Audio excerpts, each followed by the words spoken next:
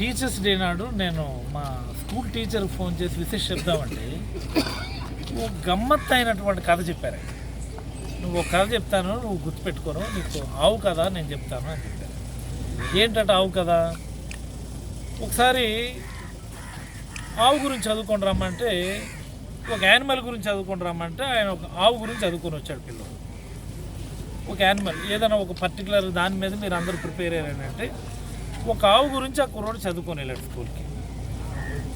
Teacher ఏంటంటే ఏదో ఒకటి చదివి రమ్మన్నాం కదా అని చెప్పి బస్ గురించి చెప్పురా అని చెప్పి ఆ పిల్లోడిని అడిగితే ఆ పిల్లోడు లేచి బస్కి 4 చక్రాలు ఉండును, బస్కి అద్దాలు ఉండును, బస్సులో కూర్చొని బయటికి చూస్తే పొలాలు కనిపించును, పొలాల్లో ఆవులు మేస్తూ ఉండును, ఆవుకు 4 కాళ్ళు 2 చెవులు పొదువు ఉండును అని చెప్పేసి కథ చెప్పాడు. వీడికి బస్సు గురించి అడిగితే ఆవు గురించి చెప్తున్నాడు అని చెప్పి, సరే పోనీ విమానం గురించి చెప్పరా అని చెప్పేసి అడిగారు. ఆ విమానంకి 2 రెక్కలు ఉండును, గాలిలో ఎగురును, విమానం కూడా అద్దాలు ఉండును, అద్దాల నుంచి బయటికి చూస్తే కింద పచ్చని పొలాలు కనిపించి పొలాల్లో ఆవులు మళ్ళీ యథావిధిగా గడ్డిని మేస్తూ ఉండును, ఆ ఆవుకి 4 కాళ్ళు ఉండును, ఆవుకు మళ్ళీ 2 చెవులు, ఓ పొదుగు, చక్కని తెల్లని పాలు ఇచ్చును ఆవు అని చెప్పి ఏది అడిగినా సరే ఆడ చుట్టూ తిరిగి ఆవు గురించి ఆడ రాస్తూ ఉన్నాడు.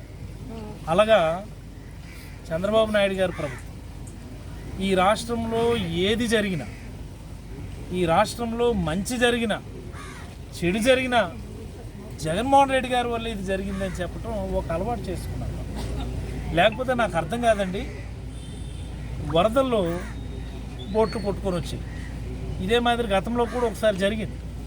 గతంలో ఒకసారి జరిగినప్పుడు ఇదే చంద్రబాబు గారు అన్నమాట, కావాలని బోట్లు నిప్పేసి గేట్లకు అడ్డం పెట్టిన ఇల్లు ముంచేయాలని చూశారు అని చెప్పాను. మరి ఈరోజు నీ ప్రభుత్వం ఉంది కదా, అంటే నువ్వు కావాలని చేసినావా? ప్రజలకు సమాధానం చెప్పాలి కదా. వీటన్నిటిని పక్కన పెడదామండి. దించేస్తున్నావు. ఎవరో కొంతమంది వ్యక్తులు బోట్లు ప్రకాశం బ్యారేజ్లో వాటర్లో కొట్టుకొని వచ్చి గేట్లకు అడ్డం ఉన్నాయి. ఇందులో 3 అంశాలు ప్రభుత్వం ఆలోచించాలి. బోటు యజమాని వేరే, బోటులను ఆపరేట్ చేసేటటువంటి లీజుదారులు వేరే. మీరు యజమానులు శిక్షిస్తారో లీజుదారులు శిక్షిస్తారో దాని ఓనర్లు ఎవరో మీకు తెలుసు, లీజుదారులు ఎవరో తెలుసు, వాళ్ళు ఏ పార్టీ వాళ్ళో మీకు తెలుసు.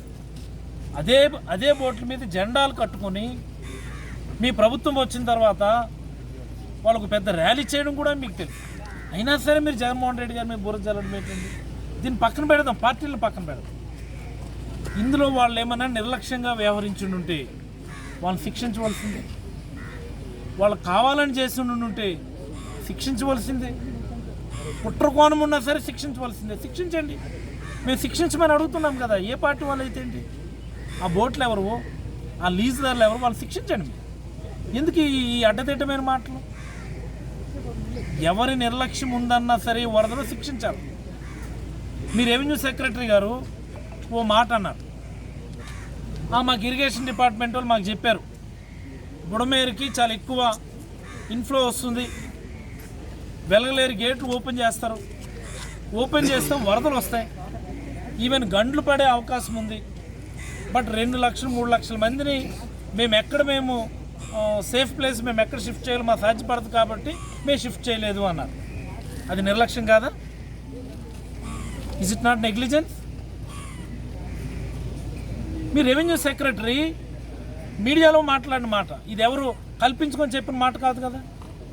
ఎవడో ఒక బోటు వాడిని నిర్లక్ష్యంగా వ్యవహరించాడని చెప్పి వాడికి పార్టీ రంగు పులిమి కుట్రని చెప్పి అదే విధంగా మాట్లాడినటువంటి మీ రెవెన్యూ సెక్రటరీ అంత నిర్లక్ష్యంగా వ్యవహరిస్తే మీరు ఎందుకు చర్యలు తీసుకోరు? మీ కలెక్టర్ గారు చెప్పారు ఓ మాట, మాకెవరు చెప్పలేదు, మాకెవరు అలర్ట్స్ ఇవ్వలేదు అని. ఇందులో ఏది నిజం? కలెక్టర్ గారికి ఎవరు కూడా అలర్ట్ ఇవ్వకపోతే, కలెక్టర్కి ఎవరు కూడా సరైన సమాచారం ఇవ్వకపోతే ఆవిడ ఎలాగా పునరావాస కేంద్రాలు రీహాబిలిటేషన్ సెంటర్స్ ఎలా పెడుతుంది ఆవిడ? లేకపోతే ఆవిడేమైనా అబద్ధం చెప్పిందా? దాన్ని మీరు ఎంక్వైరీ చేయాలి. కలెక్టర్ ఓ మాట చెప్పారు, రెవెన్యూ సెక్రటరీ ఓ మాట చెప్పారు. అసలు వాస్తవం ఏదని చెప్పి తెలియజెప్పాల్సిన బాధ్యత ఈ ముఖ్యమంత్రి గారి మీద ఉంది. మాట్లాడితే ఆ బోట్ల గురించి ఎందుకు మాట్లాడతారు? బోట్లు ఎవరు, లీజుదారులు ఎవరు?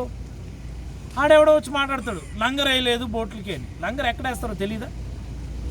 లంగర్ ఎవరైనా తీరంలో బోట్లు పార్కింగ్ చేసినప్పుడు లంగర్ వేస్తారా, యాంకర్ వేస్తారా? యాంకర్ అని దేన్ని అంటారో తెలియనటువంటి రెవెన్యూ మినిస్టర్, ఇరిగేషన్ మినిస్టర్ ఉంటే ఇలాగే ఉంటుంది.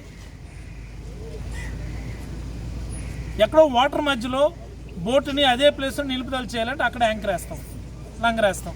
లేదా సముద్రం మధ్యలో అక్కడ నిలుపుదల చేయాలంటే అక్కడ యాంకర్ వేస్తాం. ఒడ్డు మీద పెట్టుకోవడానికి లంగర్ వేస్తామా? పెద్ద పెద్ద షిప్పులకే, క్రూజ్ షిప్పులకు కూడా ఒడ్డు మీదకి వచ్చిన తర్వాత లంగర్ ఏం కదా, తాడుతోనే కడతాం.